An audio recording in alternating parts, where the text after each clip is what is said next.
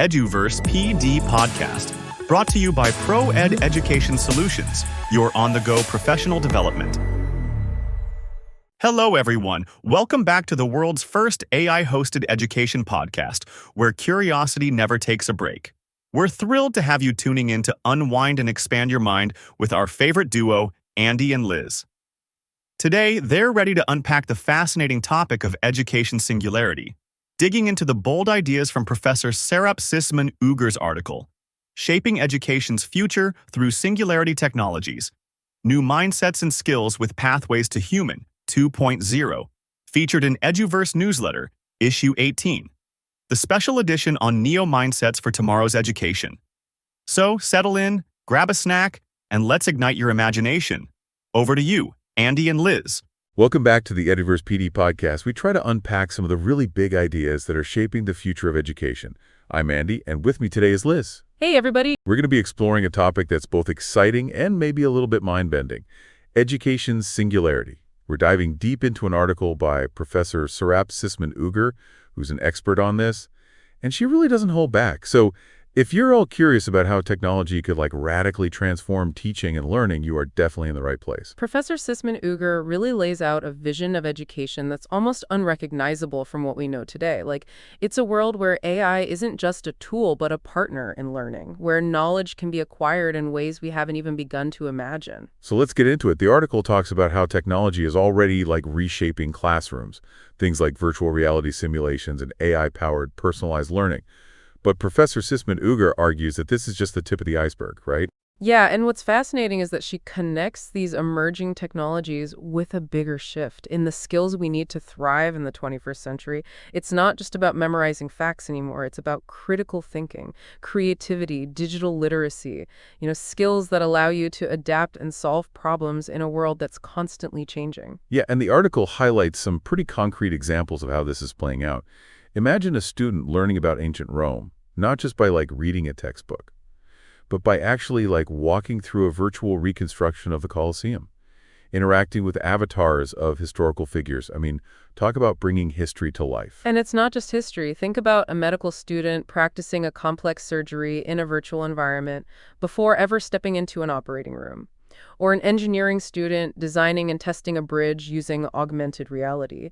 Being able to see the stresses and strains in real time, these are the kinds of immersive, hands-on learning experiences that technology is making possible.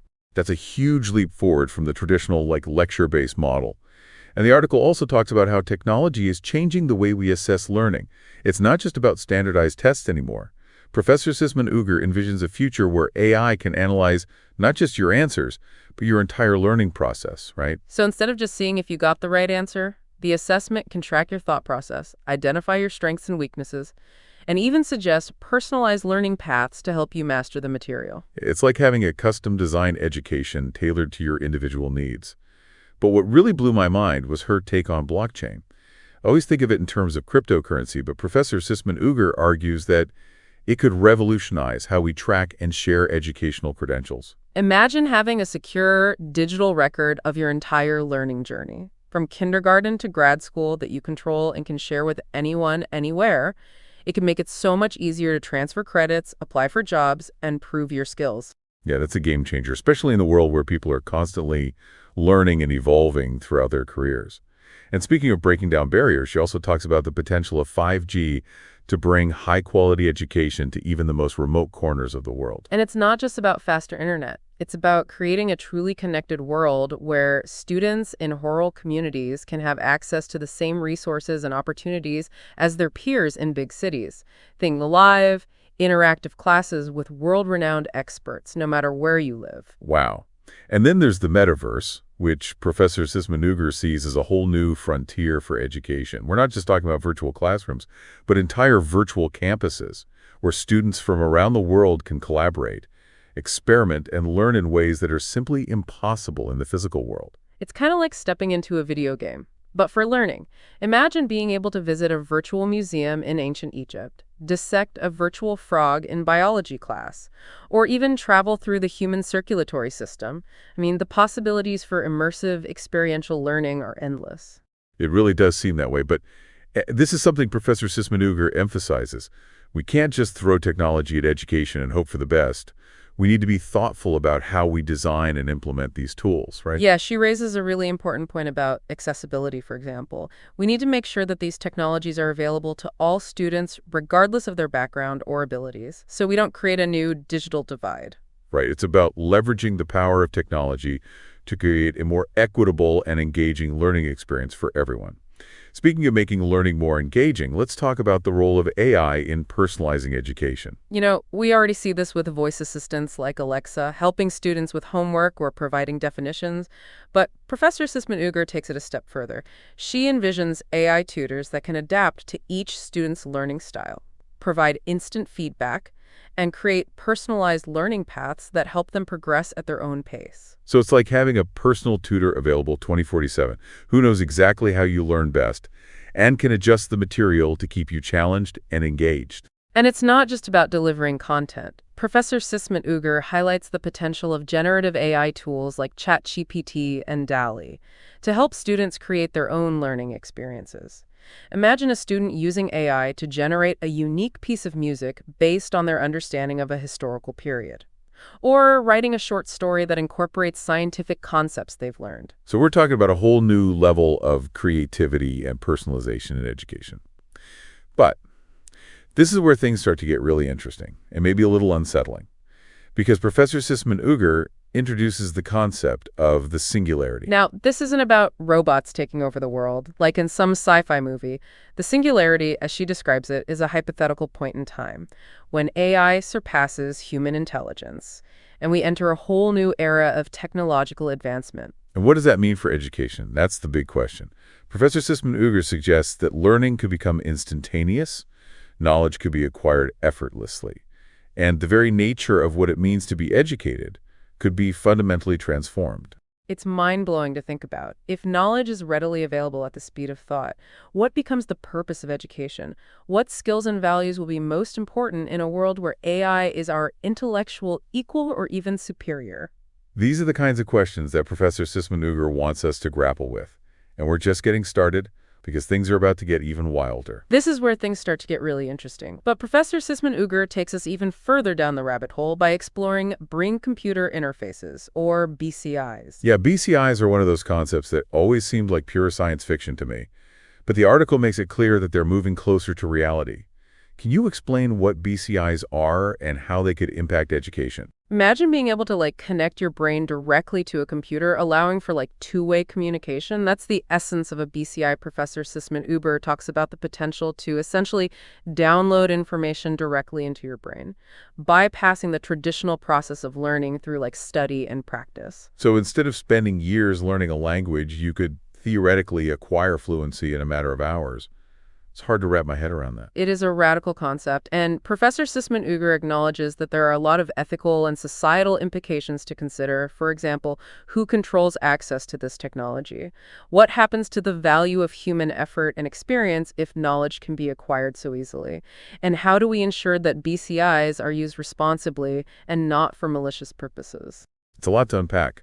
On the one hand, the potential benefits are incredible. Imagine being able to overcome learning disabilities or help people with cognitive impairments access information and experiences that were previously unavailable to them. But on the other hand, there's the potential for abuse, for creating even greater divides between those who have access to this technology and those who don't. Those are some of the big questions that Professor Sisman-Ugur wants us to start thinking about now, before this technology becomes widespread. She doesn't offer easy answers, but she does emphasize the importance of having open and honest conversations about the potential risks and benefits of BCIs. It's clear that BCIs raise a whole host of ethical and societal questions. But there's another concept in the article that's equally mind-boggling: transhumanism. It sounds like something straight out of a science fiction novel. Transhumanism is a movement that embraces the use of technology to enhance human capabilities, both physical and cognitive.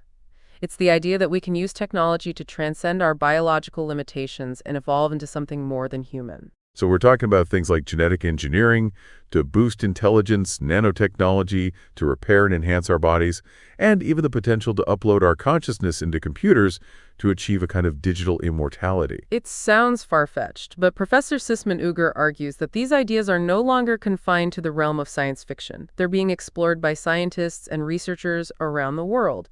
And she suggests that transhumanism has the potential to radically alter our understanding of what it means to be human, including how we learn and evolve. It's a lot to take in. I mean, if we can enhance our brains and bodies with technology, where do we draw the line? What makes us human if we're constantly merging with machines? Those are profound questions, and Professor Sisman-Ugur doesn't pretend to have all the answers, but she does encourage us to engage in a deep and thoughtful discussion about the future we want to create. She asks us to consider what values and principles will guide us as we navigate this uncharted territory. It's clear that Professor Sisman-Ugur is painting a picture of a future where the lines between human and machine become increasingly blurred, where knowledge and experience can be acquired and shared in ways that we're only just beginning to imagine. It's both exciting and terrifying at the same time. It is, and she challenges us to think critically about the implications of these technologies, to consider both the potential benefits and the potential risks. She reminds us that we have a choice in how we shape this future. It's not something that's going to happen to us. It's something we're actively creating through our choices and actions. So what does all of this mean for educators today? It's easy to feel overwhelmed by the sheer pace of technological change. Professor Sisman-Ugur offers some practical advice for educators who are trying to navigate this rapidly changing landscape. She emphasizes the importance of staying informed about emerging technologies and exploring how they can be used to enhance teaching and learning. So we shouldn't be afraid to experiment with new tools and approaches. Exactly. She encourages a spirit of curiosity and experimentation, but she also stresses the importance of being mindful of the potential downsides of these technologies, like the risk of widening the digital divide or creating a system where only those with access to the latest gadgets and software can succeed. It sounds like a balancing act. We need to embrace the potential of technology to transform education, but we also need to be aware of the potential pitfalls and make sure that we're using technology to create a more equitable and inclusive learning environment for everyone. That's the key takeaway. I think technology is a powerful tool, but it's just a tool. It's up to us as educators and as a society to decide how we use it to shape the future of learning. That's some seriously profound stuff to ponder. You know, what really struck me about Professor Sisman-Ugur's article is that it's not just a prediction of what's to come. It's like a call to action. She's challenging us to think deeply about the kind of future we want to create and to start making choices that align with that vision. Yeah, it's easy to get caught up in the wow factor of all these new technologies, BCIs, the metaverse, AI that can write poetry. It's all incredibly exciting. But like you said earlier, technology is just a tool, right? It's up to us to use it wisely and ethically. Absolutely. And that means having these open and honest conversations about the potential benefits and risks of these technologies. You know, it means thinking critically about how they might impact our values, our relationships, even our sense of what it means to be human. Professor Sisman-Ugur emphasizes the need for a more holistic approach to education in this new landscape. It's not just about acquiring knowledge or even developing specific skills. It's about cultivating the qualities that will allow us to thrive in a world that's constantly changing, a world where we're collaborating with machines in ways we can barely imagine today. She talks about the importance of adaptability, resilience, critical thinking, and creativity. You know, these are the skills that will allow us to navigate a future that's full of uncertainty and complexity. It's interesting because in a way, she's arguing for a return to some very human-centered values. Empathy, compassion, ethics, these things become even more important in a world where technology is so powerful and pervasive. Yeah, that's a really good point. We can't let technology define our values. We need to define how technology serves our values. And that requires a conscious effort to cultivate those values in ourselves and in the next generation of learners. So what are some practical takeaways for educators listening to this? What can we do today to prepare our students for this future? Professor Sisman-Ugur encourages educators to embrace a spirit of experimentation and innovation. You know, don't be afraid to try new things, to explore the potential of emerging technologies to enhance your teaching. But do it with a critical eye, always asking yourself how these tools are serving the needs of your students. and helping them develop the skills and values they'll need to succeed in the future. So it's not just about teaching students how to code or use the latest software.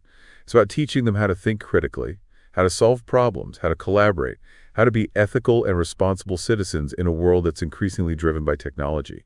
Exactly. And it's also about helping students develop a love of learning that will last a lifetime. Because the world is changing so rapidly that the skills they learn today may be obsolete tomorrow. The most important thing we can teach them is how to adapt, how to learn new things, how to embrace change as an opportunity for growth. I think that's a perfect note to end on. Professor Sisman-Ugur's article is like a wake-up call, a challenge, and an invitation, all rolled into one. It's a reminder that we're standing on the threshold of a new era in education. And it's up to us to shape that era in a way that benefits all of humanity. We encourage you to keep asking questions, keep exploring, and keep pushing the boundaries of what's possible in education. The future is in our hands. And that's a wrap on Into Education Singularity. Thanks for joining us. And until next time, keep learning, keep growing, and keep questioning.